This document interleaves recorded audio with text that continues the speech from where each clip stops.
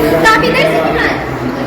कल आएंगे चलने में आज नॉर्मल दर्शन।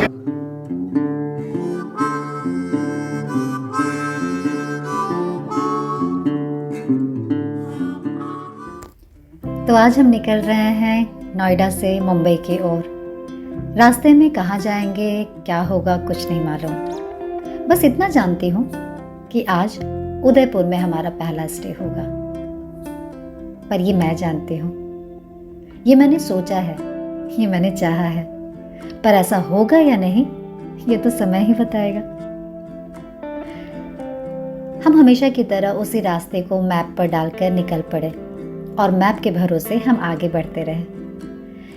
लेकिन रास्ता हमें कुछ और ही दिखा रहा था। ये रास्ता वो तो नहीं जहां से हम जाते हैं। पता नहीं क्यों आज 3 बार ऐसे रास्ते से हम वापस लौटे हैं जिस ओर हमारा रास्ता नहीं था। आखिरी में हमने समय पर छोड़ दिया और रास्ते पर छोड़ दिया कि ये किस ओर लेकर जाना चाहता है। चलो चलते हैं उस ओर। कई बारी हम जो सोचते हैं वो नहीं होता, पर जो होता है वो हमारे सोच से कहीं आगे होता है और कुछ और ही सोच रखा होता है उस ऊपर वाले ने।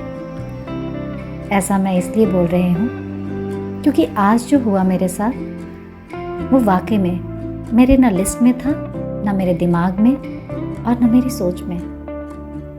मैं कहाँ जा रही हूँ, मैं क्या बात कर रही हूँ, चलिए दिखाती हूँ। इसे कहते हैं बुलावा। वाकई में मैं आज पहुंची हूँ। भैया महाकाल टेम्पल किधर जाएंगे?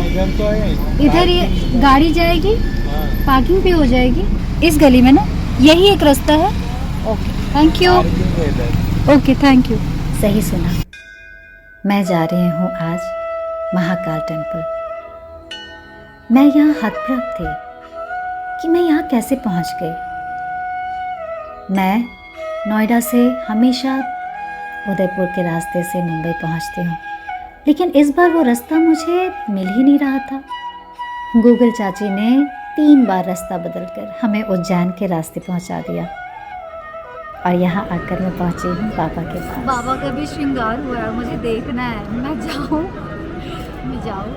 सुबह आएंगे हम दर्शन के लिए, लेकिन सुबह में बाबा का श्रृंगार नहीं होता, शाम में सज धज कर बैठे हुए। सज धज कर मतलब उनका फेस बनाया हुआ है और अंदर बहुत नियम है, मतलब बहुत सारे रूल्स फॉलो करने पड़ते हैं। वीआईपी टिकट्स है और भस्म आरती टिकट है, डिफरेंट है। अभी मैं भी बहुत ज़्यादा नहीं जानती हूँ, मैं सिर्फ थोड़ी पास तक जाकर बैठना चाहती हूँ और अंदर जाने के लिए भी टिकट लेनी होगी और अदरवाइज़ लाइन से जा सकते हैं। तो चलो लाइन में लग के जहाँ तक जा सकते हैं जाते हैं, वीआईपी टिकट कर लेंगे। आज बस ऐसे ही जाते हैं। हम कौन सी वीआईपी है? महाकाल के सामने वीआईपी, बड़े बड़े वीआईपी भी कुछ नहीं है। चलो, मैं यहाँ आकर कैसा महसूस कर रही हूँ मैं बता नहीं सकती। बहुत जगह मैं दर्शन के लिए गई हूँ, लेकिन यहाँ मैं दर्शन के लिए बुलाई गई। मुझे ऐसा लगता है महाकाल ने मुझे खींचकर अपने पास बुलाया है और ये जीवन का बहुत बड़ा अनुभव है। जो अनुभूति मुझे यहाँ हुई वो आज से पहले कभी नहीं हुई थी।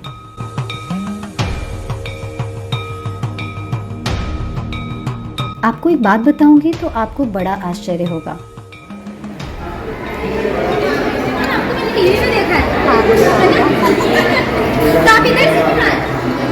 कल आएंगे चलने में आज नॉर्मल दर्शन। शाम को जब मैं घूमने करने गया तो वो बोले कि हमें शाम को जाना। मैं बहुत बार देखा है महाकाल लिखा हुआ कई कुर्ते पर, कई दुपट्टे पर, लेकिन कभी भी इस ओर जाने की इच्छा या खिंचाव महसूस नहीं हुआ। पर जब मैं यहाँ आई तो मुझे लगा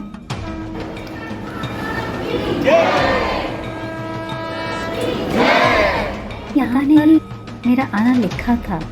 शायद समय हो गया था महाकाल के दर्शन के लिए और उनसे जो मुझे मिला है वो मैं बोल नहीं सकती। लेकिन वाकई में यहाँ से निकलने के बाद मेरे मन में इच्छा आई है हमारे 12 ज्योतिर्लिंग के दर्शन करने की। बहुत बार बहुत जगह गई हूँ मैं दर्शन करने।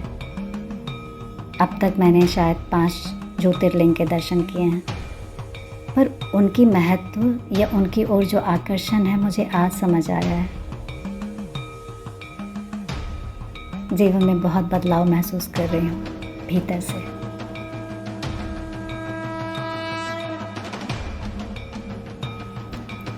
यहाँ आकर ऐसा लगा जैसे मैं अपने घर आ गई हूँ और यहाँ से कुछ नया शुरू होने जा रहा है मेरे जीवन में।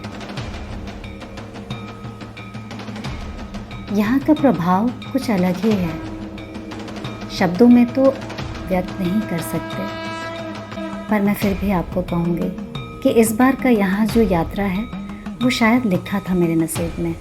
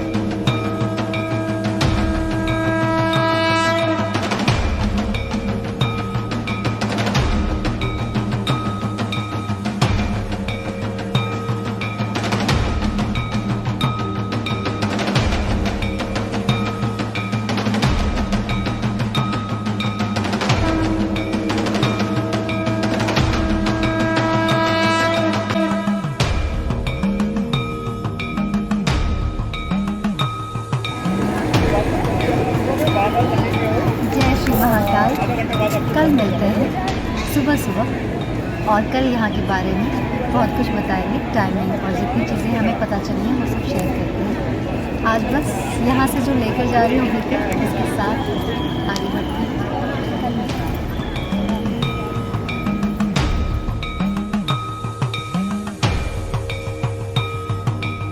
चलिए आपको एक बात बताती हूँ। जब हम रास्ता भटके ना तो हम उस ओर निकल चले जिधर हमारा मैप हमें ले जा रहा था। फिर मैंने टाइप किया कि रास्ते में क्या क्या आएगा। रास्ते में दिखा उज्जैन। मैंने कहा उज्जैन में क्या है? इतनी बड़ी मूर्ख, ये नहीं जानती थी कि उज्जैन ही तो है वो नगर जहाँ महाकाल राज करते हैं। फिर क्या था, जैसे ही मैंने महाकाल देखा मैंने कहा चलो इंदौर नहीं रुकेंगे, उज्जैन रुकेंगे और सुबह सुबह बाबा के दर्शन करेंगे। पर कहाँ सब्र थी, वो जो खिंचाव था, जो महाकाल का बुलावा था, वो मुझे रात को ही बुला लिया। पर हम सुबह भी आएंगे।